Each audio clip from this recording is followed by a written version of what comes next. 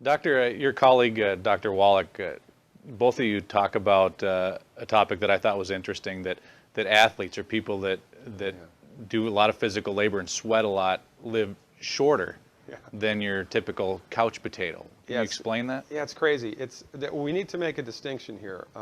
There's never been a professional athlete that's lived to be over 100 years old. And quite frankly, when you look at professional athletes who've retired, you know, I mean, they don't look that good, right?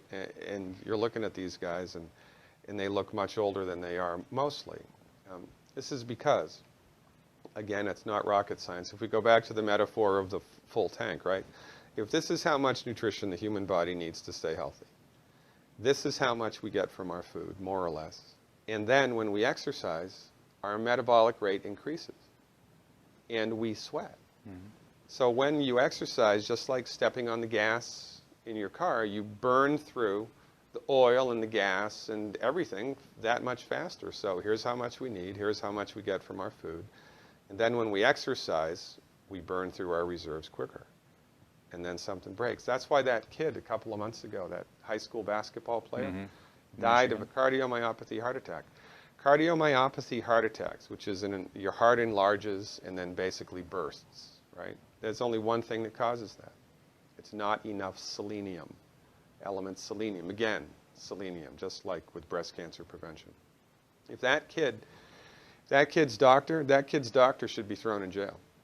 It's his doctor's fault that kid, if that kid was my patient, he'd still be alive. Because cardiomyopathy heart attacks are not genetic.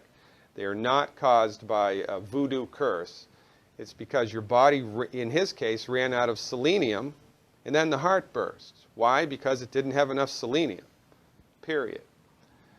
This is why we have a big healthcare crisis in the United States, because the people that are driving the bus of healthcare in the United States are trained in drugs and surgery only.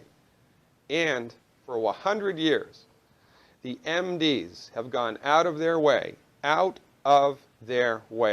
to kick the naturopaths, the homeopaths, the chiropractors, the osteopaths, the acupuncturists to the back of the bus. It's a travesty of biblical proportions here. We do not have health freedom in this country. There is not a level playing field. There is no fair market of medicine in the United States. Medicine in the United States is profits-driven, it is not results-driven, and it is completely dominated and manipulated by MD-directed, allopathic, reductionistic, pharmaceutical-centrist medicine. And don't get me wrong, drugs and surgery will save your life when they're indicated. I can prescribe drugs as a naturopathic physician. In 20 years of clinical experience, I've needed to prescribe drugs less than 10 times.